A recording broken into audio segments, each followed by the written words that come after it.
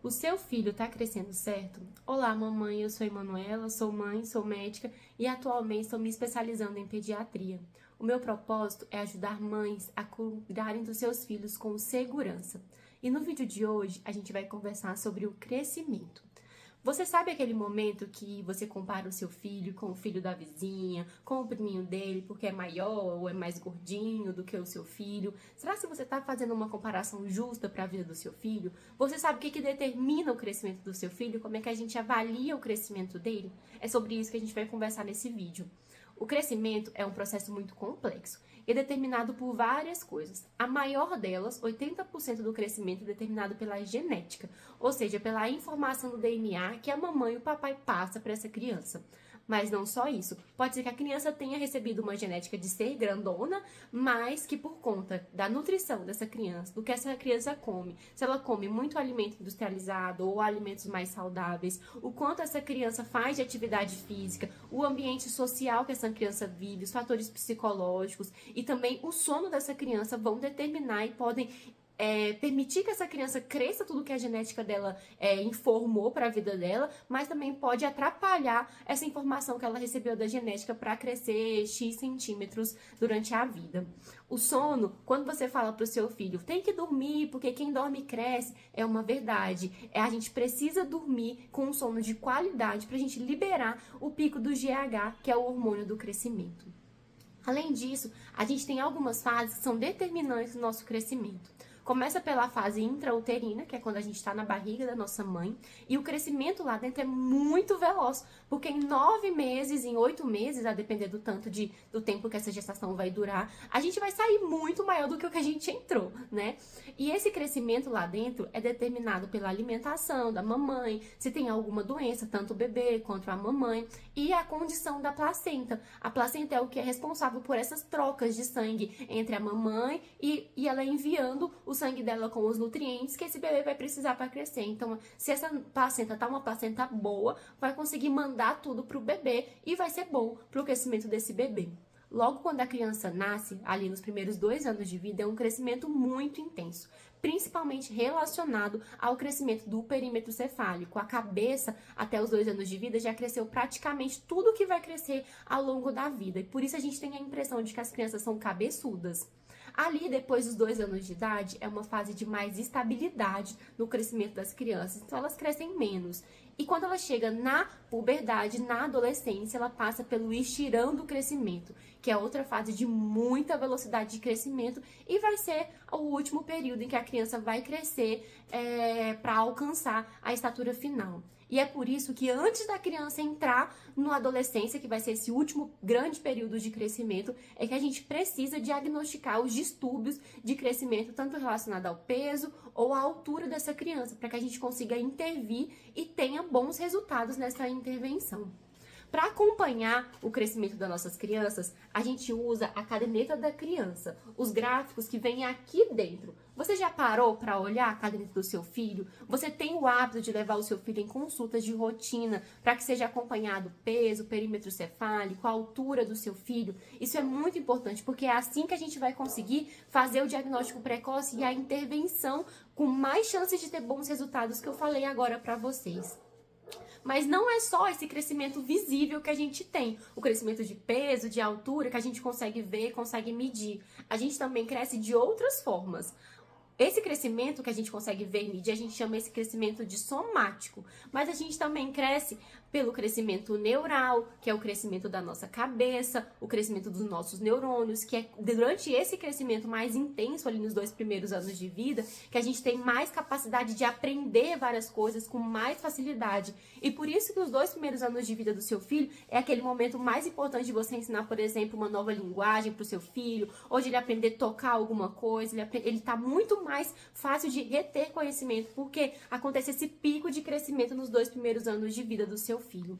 A gente também tem o crescimento linfóide, que são os crescimentos dos nossos órgãos de defesa, da nossa imunidade.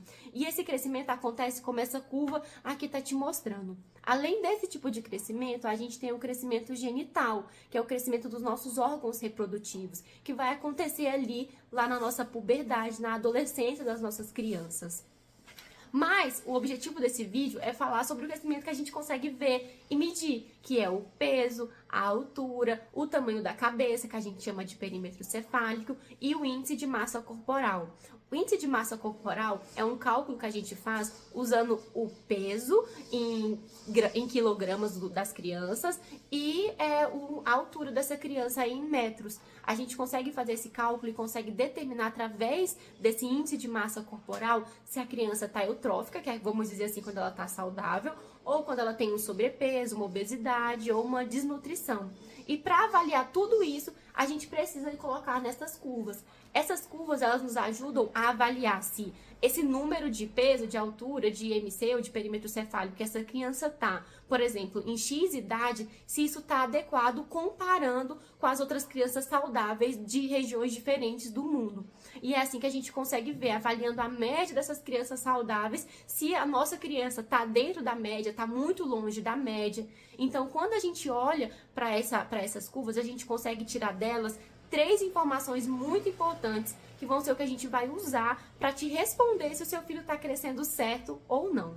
Essas 3 informações muito importantes é a curva de crescimento, a velocidade de crescimento e o canal familiar. Vamos conversar um pouquinho sobre cada um desses itens que a gente usa para avaliar? O primeiro desses itens é a curva. A curva é basicamente você ir na consulta de rotina do seu filho com uma frequência determinada pelo pediatra, o quanto for preciso para ver essa criança. E sempre que você for na consulta, o pediatra vai lá e marca um pontinho nessa curva. Por exemplo, com 1 mês de idade, o seu filho tinha tanto de peso, tanto de altura, tanto de perímetro cefálico, com 2 meses tanto, com 3 meses tanto, e por aí vai. E vai formar uma curva. E a gente vai ver se essa curva está ascendente, ou se essa curva está ficando reta, se essa curva está caindo. E através dessa avaliação dessa curva, uma das medidas que a gente vai considerar para te responder se o seu filho está crescendo certo.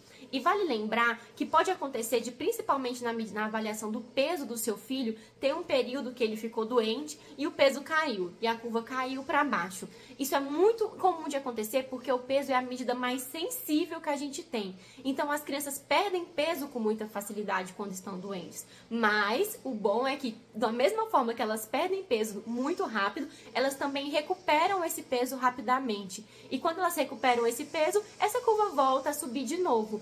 A estatura é diferente do peso. A estatura só vai alterar mesmo em alguma doença crônica que esteja lá atrapalhando o crescimento da vida dessa criança a longo prazo, o que é diferente do peso, que ele é mais sensível. A estatura, ela é, vamos dizer assim, mais confiável para a gente avaliar como é que está a saúde dessa criança. E como eu falei para vocês, além da curva, a gente vai avaliar a velocidade de crescimento dessa criança. A gente vai ver, por exemplo, quantas gramas por dia um bebê pequeno está ganhando de peso. Depois a gente vai ver nas crianças maiores quantos centímetros por ano essa criança está ganhando de estatura quando ela está ali durante a infância, na primeira infância, na segunda infância, na puberdade. E essas medidas a gente vai avaliar, ou seja, períodos que são determinados por sociedades que avaliaram, né, o que é esperado. Então tem o valor normal de uma criança ganhar de gramas por dia no primeiro trimestre, ou seja, do 0 aos 3 meses de vida. A gente espera que, por exemplo, uma criança ganhe 25 gramas por dia. Ali dos 3 meses aos 6 meses, a gente espera que ela ganhe 20 gramas por dia. E a gente tem valores determinados para a gente saber se está muito longe do esperado ou se essa criança está ali dentro do que ela deveria estar ganhando. E isso vale tanto para o peso, para a altura e para o perímetro cefálico das crianças também. A outra coisa que a gente avalia é o canal familiar. Já que 80% do crescimento dos nossos filhos é determinado pela genética, a gente precisa saber se ele está seguindo esse padrão que ele deveria estar seguindo da família dele. A gente pega a altura final do pai e da mãe dessa criança e a gente faz um cálculo, que a gente chama de alvo genético. A gente soma o peso em centímetros do pai e da mãe dessa criança. Se for uma menina, a gente subtrai 13. Se for um menino, a gente soma 13 e esse resultado a gente divide por 2. Esse valor que vai dar nessa conta, ele é o alvo da estatura dessa criança, ou seja, o quanto a gente acha que essa criança vai ter quando ela terminar de crescer, quantos centímetros a gente acha que essa criança vai ter. mas isso não é um valor exato, né? A gente tem uma variação ali de mais 5 centímetros ou mais 8,5 centímetros para mais ou tanto para menos. A gente vai pegar esse valor e a gente vai ver, olha, será que essa criança está crescendo numa velocidade, numa frequência que vai fazer com que ela chegue nessa medida que ela tem que chegar? Essa é a avaliação do canal familiar que a gente precisa fazer também para determinar se a criança está crescendo ou não de forma adequada, seguindo o padrão, a genética que ela deveria estar seguindo. Uma curiosidade sobre essas curvas do OMS, para você conseguir olhar em casa e matar a sua curiosidade se seu filho está crescendo adequadamente ou não, você vai observar que tem duas faixas vermelhas e tem uma faixa verde no meio. A linha verde, a gente fala que é a média de cada medida dessas para cada idade. Conforme o gráfico vai passando, né, as idades da criança, vai continuando essa linha que é a média, a medida de várias crianças avaliadas, a média delas de peso, de altura, de perímetro cefálico, está traçada nessa linha verde. Mas a sua criança não precisa estar exatamente em cima da linha verde, porque as linhas vermelhas, o espaço que existe entre as linhas vermelhas, a gente fala que é uma faixa de segurança. Se o seu filho está dentro da faixa, das duas faixas vermelhas, as medidas deles estão normais para a idade. Só que a gente não vai avaliar só um pontinho lá na curva. A gente vai avaliar o todo de curva, de velocidade de crescimento e de canal familiar, como a gente já conversou ao longo desse vídeo.